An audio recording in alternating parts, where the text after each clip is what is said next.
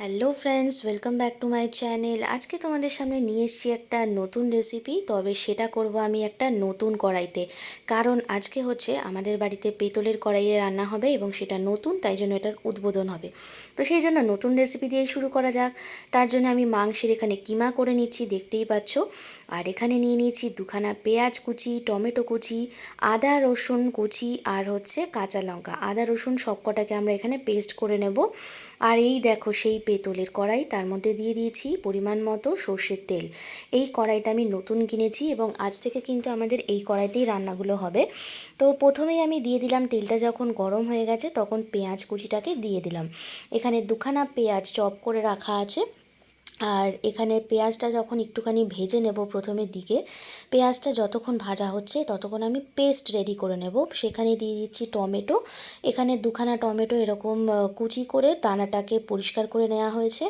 আদা আছে, আর হচ্ছে রসুন পরিমাণ মতো আছে, আর হচ্ছে কাঁচা লঙ্কা। কাঁচা লঙ্কার পরিমাণটা আমরা আমাদের পরিমাণ অনুযায়ী দিয়েছি, যতটা আমাদের রান্নাটা হবে তোমরা তোমাদের স্বাদ অনুযায়ী এবং পরিমাণ মতো দিয়ে দেবে। দিয়ে একটা স্মুথ পেস্ট রেডি করে নেব। আর এখানে দিয়ে দিলাম হচ্ছে চিকেন কিমা। চিকেন কিমাটা যখন আমি দিয়ে দেবো তখন এটাকে ভালো করে ভাজতে হবে। আর এই চিকেন কিমাটা কিন্তু আমি বাড়িতেই বানিয়ে নিয়েছি, তোমরা চাইলে কিন্তু দোকান থেকেও বানিয়ে নিতে পারো, বাট বাড়িতে বানানোটা খুবই ইজি। কিছুই না, একটা চিকেনের সলিড পিস কতগুলো নিয়ে সেটাকে ভালো করে প্রথমে চপ করে নিতে হবে, আর তারপরে ছুরি দিয়ে ভালো করে এটাকে একদম মিহিভাবে চপ করে নিতে হবে। মানে যত তোমরা এটাকে প্রেস করবে, যত তুমি চিকেনের ওপরে ছুরিটাকে চালাবে, ততই দেখবে, তোমরা দেখতেই পারলে আমি প্রথমে ভিডিওটাতে দেখিয়েছিলাম, তত সুন্দর কিন্তু চিকেন কিমাটা রেডি হয়ে যাবে। চিকেনটা ভাজার জন্য আমি এখানে একটুখানি হলুদ দেবো, আর এখানে দিয়ে দেবো হচ্ছে 2 চামচ মতো জিরে গুঁড়ো।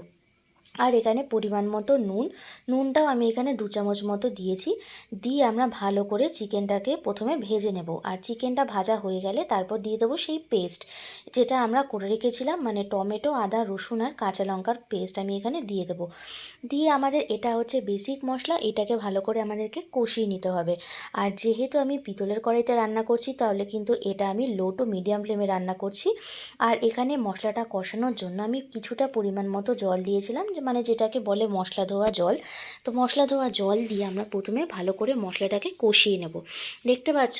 আর মশলাটা কষানো হয়ে গেলে মশলার গন্ধটা তো একেবারে চলেই যাবে, আর খুব সুন্দর একটা ফ্লেভার বেরোয়। আর কাঁচা গন্ধটা, টমেটোর কাঁচা গন্ধটা একদম চলে যায়, আর তেলটা দেখবে এখানে ছাড়তে শুরু করে দিয়েছে। আর এই হচ্ছে সেই কাবলি ছোলা, যেটাকে আমরা ভিজিয়ে রেখেছিলাম, সেদ্ধ করে নিয়েছিলাম ভিজিয়ে। এটাকে আলাদা করে তোমাদেরকে দেখানো হয়নি, কারণ কাবলি ছোলা সেদ্ধ করাটা হ্যাবক কিছু ব্যাপার নয়।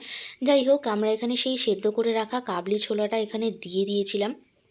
আর সেদ্ধ করার ফলে যে জিনিসটা হয়, অনেক কাবলি ছোলার কিন্তু খোসাটা বেরিয়ে আসে, তো সেই খোসাগুলোকে কিন্তু আমাদের ভালো করে ফেলে দিতে হবে। তারপর এটা মশলার মধ্যে দিয়ে ভালো করে আমি এটাকে কষিয়ে নেব। আর এখানে হচ্ছে আমি বানাচ্ছি কিমা চানা, তোমরা দেখেই বুঝতে পেরেছো।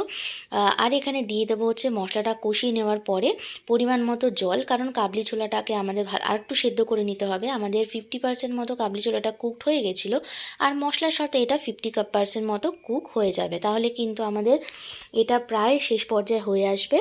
আর এটাকে আমি যখন জলটা দিয়ে দেবো, কিছুক্ষণ আমি এটাকে ঢাকা দিয়ে রাখবো। তারপরে আমি এটার কিছুক্ষণ ঢাকনা খোলার পর এখানে দিয়ে দেবো হচ্ছে গরম মশলা। এখানে 1 চামচ আমি গরম মশলা দিয়েছিলাম। গরম মশলা দিয়ে আমি এটাকে ভালো করে মিক্স করে নেব। আর এখানে একটা কথা তোমাদেরকে বলে দিই, পিতলের কড়াইতে রান্না করা কিন্তু খুবই স্বাস্থ্যের পক্ষে উপকার। তো সেই কারণে আমি এটা চেঞ্জ করে নিয়েছিলাম। আমাদের বাড়িতে ননস্টিকের কড়া ছিল, তো সেটাকে চেঞ্জ করে আমি পিতলের কড়াইতে ট্রান্সফার করে নিয়েছি। নতুন পিতলের কড়াই এসছে। আর যে খুন্তিটা দিয়ে আমি রান্না করছি সেটাও কিন্তু পেতলের। তারপর আমি সবার লাস্টে দিয়ে দেবো হচ্ছে কসুরি মেথি। এটাকে আমি ধুয়ে নিয়েছিলে, ভালো করে দেখতেই পেয়েছো তোমরা। এটা ধুয়ে নিয়েছি এই কারণে, কারণ শুকনো কসুরি মেথির মধ্যে অনেক সময় অনেক ধুলোবালি থাকে, তো ধুয়ে নিয়ে দেওয়াটাই বেটার। তারপর কসুরি মেথি দিয়ে কিছুক্ষণ ভালো করে নাড়াচাড়া করে নেওয়ার পর ঝোলটা যখন একটুখানি শুকিয়ে আসবে, ঠিক সেই পর্যায়ে আমি এটাকে নামিয়ে নেব। দেখো আমার এখানে কিমা চানা পুরোপুরি রেডি হয়ে গেছে, আর কতটা লাভলি দেখতে হয়েছে, খুব সুন্দর হয়েছে, ডিলিশিয়াস হয়েছে। আর তোমরা এই কিমা চানা রেসিপিটা কিন্তু রুটি পরোটা লুচি সব কিছু দিয়ে খুব ভালো যায়। আর আমার তো বেসিক্যালি এটা খুবই ভালো লাগে। তোমাদের কার কার এরকম কিমা চানা ভালো লাগে সেটা কিন্তু অবশ্যই আমাকে কমেন্ট করে জানাতে ভুলো না। আর দেখো এখানে আমি পিতলের বাটিতেই সার্ভ করছি। তোমাদেরকে একটা কথা জানিয়ে দিই, আমাদের কিন্তু এই পিতলের বাটিতে খাওয়ার স্বাস্থ্যের পক্ষে খুবই উপকার, আর সেই কারণেই কিন্তু আমাদের এই চেঞ্জটা আমি আনলাম। তোমাদের এই চেঞ্জটা কেমন লেগেছে সেটা কিন্তু অবশ্যই আমাকে কমেন্ট করে জানাতে ভুলো না। আর আমার মনে হয় এই যে পিতলের হাঁড়ি কড়াই পিতলের বাসন এটা কিন্তু আমাদের ট্র্যাডিশনালের মধ্যেও পড়ে। সো আমরা কিন্তু যাতে ট্র্যাডিশনগুলোকে ভুলে না যাই সেটার জন্যও কিন্তু আমাদের এই পিতলের জিনিস ব্যবহার করাটা আমাদেরকে মানে বাঁচিয়ে রাখতে হবে, ট্র্যাডিশনটাকে বাঁচিয়ে রাখার জন্য। সো দেখো আমি এটাকে সার্ভ করে দিয়েছি। আমরা এটাকে রুটির সাথে ব্রেকফাস্টে সার্ভ করেছিলাম, সঙ্গে একটা কাঁচা লঙ্কা আর পেঁয়াজ। ব্যাপারটা কিন্তু পুরোপুরি জমে যায়।